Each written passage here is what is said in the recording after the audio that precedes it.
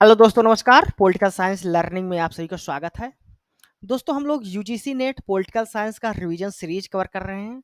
आज की इस वीडियो में हम लोग unit third Indian political thought में वीडी सावरकर और उनके विचारों को रिवाइज करेंगे। वीडी सावरकर जिनका जन्म होता है 28 मई 1883 को चितवन ब्राह्मण फैमिली में बागुर निया नासिक महाराष्ट्र में। इनके बचपन में ही इनके पेरेंट्स की डेथ हो जाती है और इनका जो पालन पोषण किया जाता है वो इनके एल्डर ब्रदर के द्वारा किया जाता है। ये इंस्पायर रहते हैं बाल गंगाधर तिलक से और उनको वो अपने आदर्श के रूप में देखते हैं। 1899 में इन्होंने स्थापना की थी मित्र मेला की अपने भाई गणेश सावरकर के साथ मिलकर, जो एक रिवोल्यूशनरी सीक्रेट सोसाइटी होती है नासिक में। 1908 में सावरकर इनरोल करते हैं फर्गुसन कॉलेज पुणे में महाराष्ट्र में। अपने कॉलेज लाइफ के दौरान ये डीपली इंस्पायर्ड होते हैं गुस्पे मजनी से, जो एक इटालियन रिवोल्यूशनरी रहते हैं। इनसे इंस्पायर होकर ये मजनी चरित्र लिखते हैं, जो कि ट्रांसलेशंस वर्क होता है मजनी के वर्क का। ये मेंबर बनते हैं अभिनव भारत सोसाइटी की, जिसकी स्थापना 1904 में की जाती है।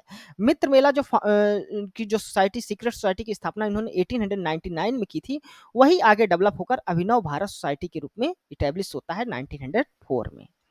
1906 में ये सावरकर इंग्लैंड जाते हैं और वहां पर एनरोल करते हैं ग्राइच इन लंदन कॉलेज में लॉ की स्टडी करने के लिए।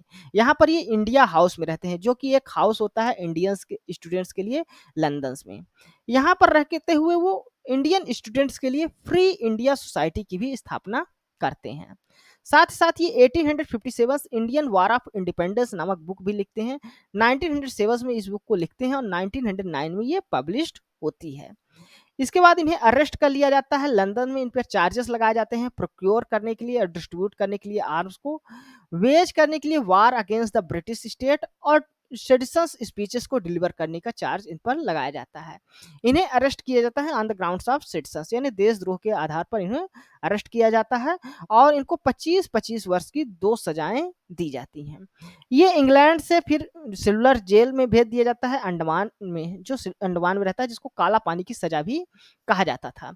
इन्हें कंडीशनल रिलीज किया जाता है 6 जनवरी 1924 को 14 ईयर्स के बाद। 2 कंडीशंस लगाई जाती हैं। पहला कंडीशन यह है कि ये रत्नागिरी को छोड़कर कहीं जाएंगे नहीं, और दूसरा कि इन्हें सपोज किया जाएगा इनसे कि ये पार्टिसिपेट नहीं करेंगे किसी भी नेशनलिस्ट जो एक्टिविटीज है उसमें। रिलीज होने के बाद सावरकर इमीडिएटली अप्रोच करते हैं वेरियस पॉलिटिकल ऑर्गेनाइजेशंस को, लेकिन बाद में ये हिंदू नेशनलिस्ट पॉलिटिक्स को अपनाते हैं, उसके पाथ पर चलते हैं। 1923 में ये लिखते हैं pamphlet Hindutva who is Hindu, जो कंसिस्ट करता है clear articulation of idea of Hindutva को और हिंदू राष्ट्र की बात इसमें करते हैं। 1925 में ये फॉर्म करते हैं रत्नागिरी हिंदू सभा, जो कि एक सोशलिस्ट रिफॉर्म सोसाइटी ऑर्गेनाइजेशन होता है। बाद में ये मर्ज हो जाता है हिंदू महासभा से। 1937 में विनायक दामोदर सावरकर प्रेसिडेंट बनते हैं हिंदू महासभा के। इनके जो मेन वर्क्स रहे हैं वो पहला रहा है the Indian war of independence 1857, जो 1909 में पब्लिश होता है। इसेंशियल्स ऑफ हिंदुत्व, जो 1923 का एक पंपलेट रहता है, जिसको बाद में हिंदुत्व हु इज हिंदू के रूप में रिप्रिंट किया जाता है 1928 में। Hindu Pad Padshahi or a review of Hindu empire of Maharashtra 1925 में पब्लिश होता है। हिंदू राष्ट्र दर्शन का 1949 में पब्लिश होता है और 6 glorious epoch of Indian history इनका 1963 में पब्लिश होता है। अब आइए हम लोग विनायक दामोदर सावरकर के कॉन्सेप्ट ऑफ हिंदुत्व को समझ लेते हैं। तो विनायक दामोदर सावरकर आउटलाइन करते हैं अपनी पॉलिटिकल फिलॉसफी ऑफ हिंदुत्व को इन इसेंशियल्स ऑफ हिंदुत्व, जो 1923 में पब्लिश होता है। बाद में ये रीटाइटल होता है हिंदुत्व हु इज हिंदू और 1928 में ये रिप्रिंट होता है। विनायक दामोदर सावरकर के अनुसार हिंदुत्व का मतलब होता है हिंदूनेस, जो एक्सटेंड करता है बियॉन्ड द रिलीजियंस। ये रिप्रेजेंट करता है कल्चरल इथनिक और पॉलिटिकल आइडेंटिटी को। सावरकर रिडिफाइन करते हैं हिंदुज्म को और इसको एक ब्रॉडर सिविलाइजेशनल आइडेंटिटी मानते हैं, जिसमें इंक्लूड किया जाता है बुद्धिज्म को, जैनिज्म को और सिखिज्म को। ये हिंदुत्व के कुछ कोर टीनेट्स बताते हैं। पहला कहते हैं कि ये हिंदुत्व का वन नेशन है, यानी कि एक राष्ट्र है। वो इंडिया को एज ए यूनिफाइड नेशंस के रूप में देखते हैं हिंदुओं के लिए, जो उसका एक सिविलाइजेशनल कोर रहा है। वे वन रेस की बात करते हैं, यानी एक जात की बात करते हैं। वो रेशनल जो प्योरिटी लिबर्टी है, रेशनल जो एंसेस्ट्री रही है, सेक्रेड बताते हैं उसको। और ये एंड यूनिटी की बात करते हैं क्रॉस द कास्ट और रिलीजन्स में। साथ साथ ये वन कल्चर्स की बात करते हैं। ये कहते हैं कि जो हिंदू रहे हैं इनका एक कॉमन कल्चरल हेरिटेज रहा है, जिसकी जड़ें हमें एशियंट हिंदू ट्रेडिशंस में दिखाई देती है।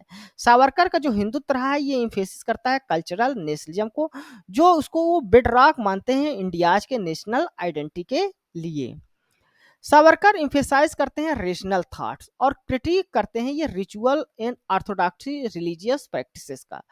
ये एडवोकेट करते हैं प्रैग्मेटिक और रीजन बेस्ड अप्रोच के लिए, जो सोसाइटल इश्यूज रहे हैं इंडिया के उसको देखने के लिए। ये इलाइन करते हैं हिंदू थॉट्स को विथ मॉडर्न जो रेशनलिज्म है, तर्क रहा है उसके साथ। ये तार्किक बातें करते हैं, साइंटिफिक आउटलुक रखते हैं। सोशल रिफॉर्म और एंटी कास्ट एडवोकेसीज रहे, यानी सावरकर जो है तो कंपेन करते हैं अगेंस्ट द कास्ट डिस्क्रिमिनेशन और अनटचेबिलिटी, यानी ये कास्ट डिस्क्रिमिनेशन और अनटचेबिलिटी का विरोध करते हैं। इन्होंने रत्नागिरी हिंदू सभा की जो स्थापना की थी उसके द्वारा ये प्रमोट करते हैं इंटर कास्ट डाइनिंग को, इंटर मैरिजेस को, और टेम्पल एंट्री की बात करते हैं सभी के लिए। ये बिलीव करते हैं social unity among the Hindu, और ये इसेंशियल्स बताते हैं पॉलिटिकल सॉलिडरिटी के लिए हिंदू यूनिटी को। फिर ये स्ट्रॉन्ग एडवोकेट करते हैं, प्रोपोनेंट माने जाते हैं मिलिटराइजेशन के लिए। सावरकर कहते हैं कि इंडियन यूथ को ट्रेन किया जाना चाहिए defence to protect the nations, यानी डिफेंस में ट्रेन किया जाना चाहिए ताकि ये नेशंस को प्रोटेक्ट कर सकें। वो रिजेक्ट करते हैं गांधी के नॉन वायलेंस मेथड्स को, उसके जगह पर वो आर्म प्रिपेयर्डनेस विद की बात करते हैं, यानी कि युवाओं को आर्म में ट्रेनिंग दी जानी चाहिए। और इसके लिए वो कहते हैं कि militarize Hinduism, industrialize Hinduism and strengthen Hindudom की घोषणा करते हैं। फिर ये कल्चरल नेशनलिज्म की बात करते हैं। सावरकर का जो नेशनलिज्म है वो डीपली रूटेड है हिंदू कल्चर्स पर।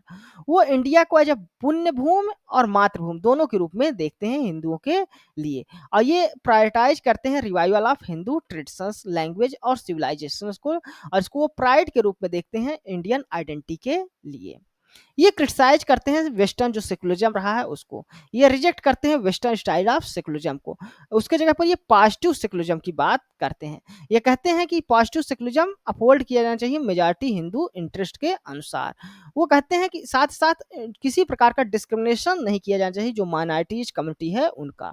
ये बिलीव करते हैं जो एक्सेसिव माइनॉरिटीज अपीजमेंट की जो पॉलिसी है वो अंडरमाइन करती है नेशनल यूनिटी को, और साथ साथ जो प्रोग्रेस है उसको भी रोकती है, उसके मार्ग में बाधा बनती है।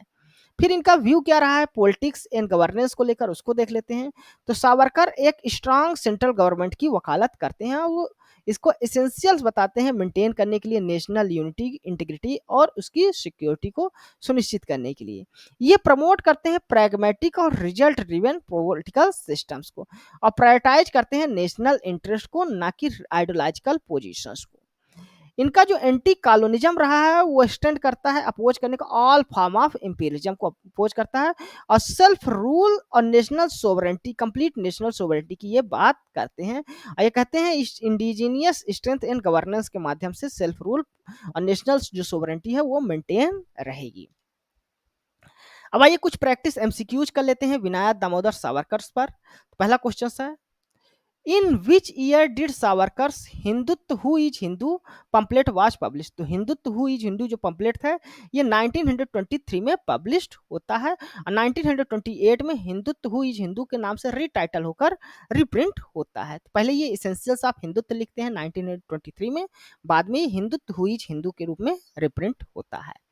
Which Italian revolutionary deeply influence Savarkar's during his college day.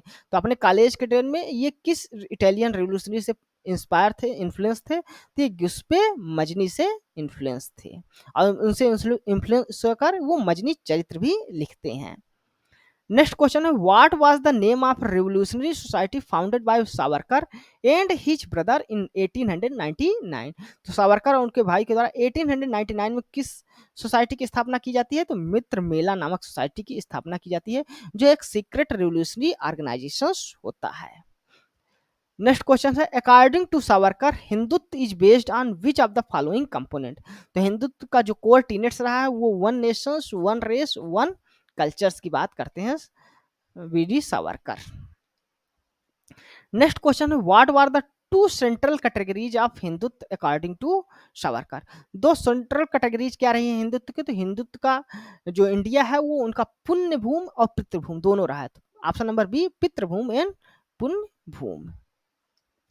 धन्यवाद दोस्तों, आज की इस वीडियो में हमने बीडी सावरकर और उनके जो पॉलिटिकल आइडियाज रहे हैं उसको समझने की कोशिश की। यह वीडियो आपको कैसा लगा अपने कमेंट्स के माध्यम से हमें जरूर बताइएगा। साथ साथ आप हमारे इस वीडियो को लाइक करें, हमारे इस चैनल को सब्सक्राइब करें ताकि जो इस तरह की वीडियोज हैं वो लगातार आपको मिल सके। धन्यवाद, थैंक यू।